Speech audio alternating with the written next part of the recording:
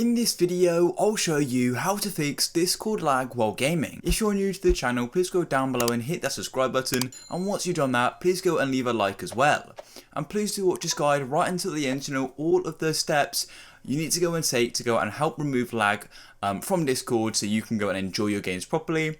So any further ado, let's go and jump into this. So now let's go and continue with this guide. So I know a lot of people have sort of experienced lag and it seems to be better once they close Discord. So to go and get around this and to stop you having to close Discord, because I know it's really useful to be able to go and have Discord open to talk to your friends while gaming, let's go and fix this. And it's really simple, so let's go and get into it.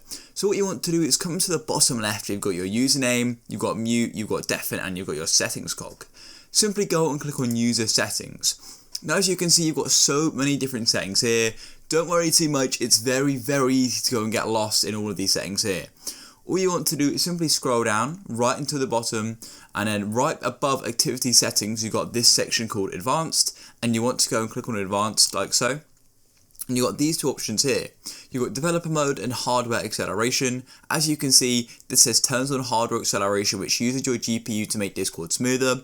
This is currently turned on, therefore this is using your GPU, so you want to go and turn it off like this, and then you're going to go at this pop-up here saying changing the hardware acceleration setting will quit and relaunch Discord. I'm going to go and click OK, and then it's going to go and relaunch Discord for me just like so. And as you can see, it's now gone and completely relaunched, and now it's not going to be using our GPU to go and make it smoother. So the disadvantage is Discord may be a bit slower maybe because it's not using your GPU anymore, but it means your game should now be faster. If you found this guide useful, please go down below and hit the subscribe button, leave a like for more. I look forward to catch you in the next one. Peace.